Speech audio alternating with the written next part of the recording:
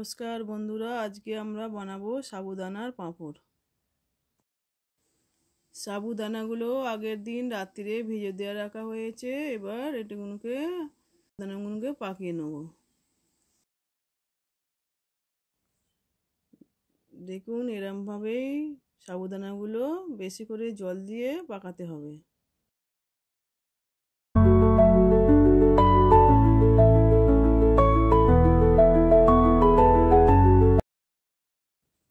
অনবরত এটাকে চালাতে হবে যাতে না নিচে এটা বসে যায়।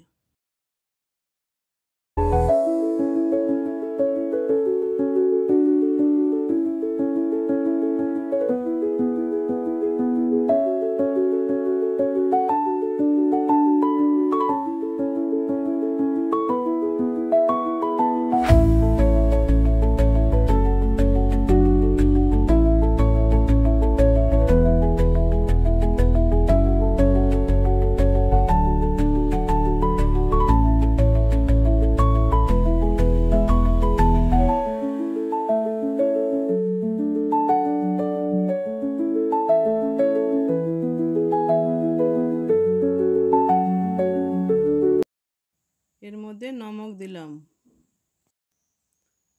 এটা আমি সাদা বানাচ্ছি, আপনারা জিরে দিতেও পারেন।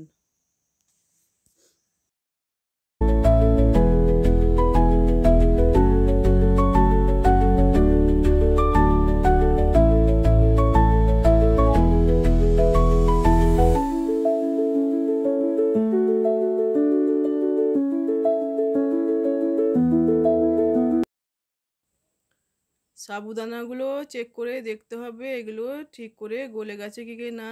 হাতে করে তুলে একটু টিপে দেখতে হবে। সেদ্ধ না হলে ওটা আবার ভালো করে পাকাতে হবে।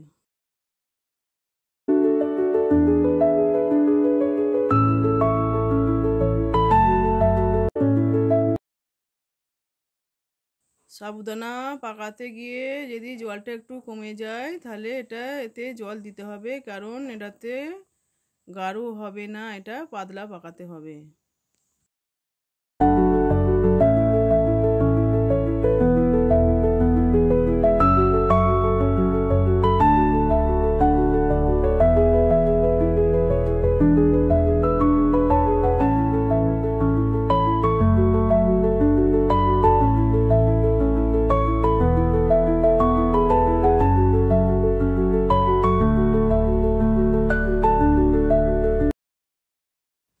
সাবুদানা তৈরি হয়ে গেছে, দেখুন এরকম পাতলা তৈরি করতে হবে।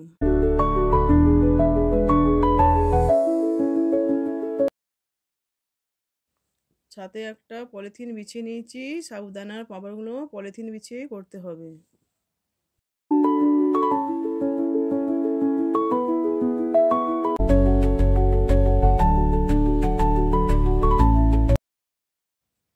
দেখুন বন্ধুরা, চামচের মধ্যে সাবুদানা নিয়ে এইভাবে হাতার পেছন দিয়ে চালাতে হবে।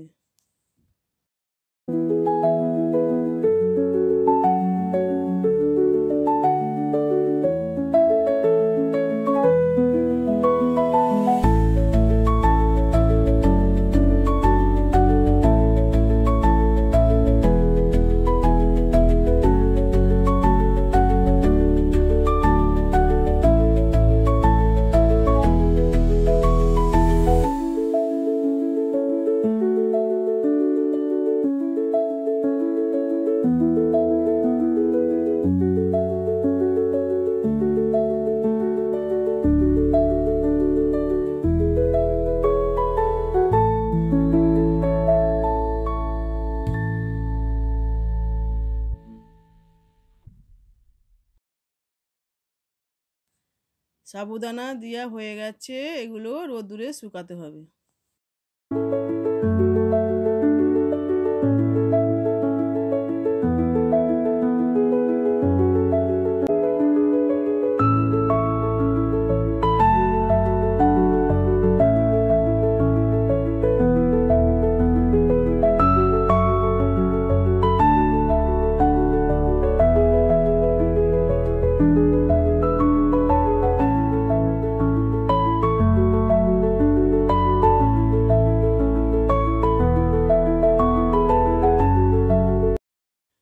পিঠটা শুকিয়ে গেছে, এটা উল্টো পিঠটা দিয়ে আবার এটাকে শুকাতে হবে।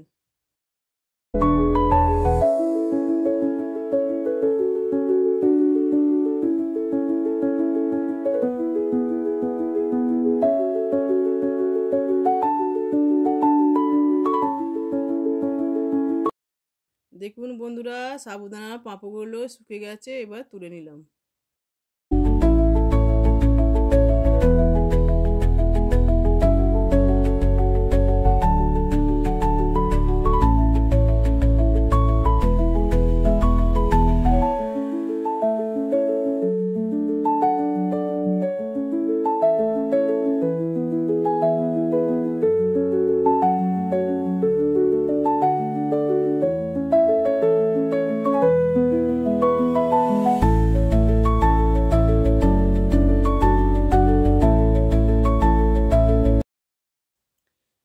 দেখুন বন্ধুরা, পাঁপড় ভাজা হয়ে গেছে, দেখুন কত মুচমুচে হয়েছে।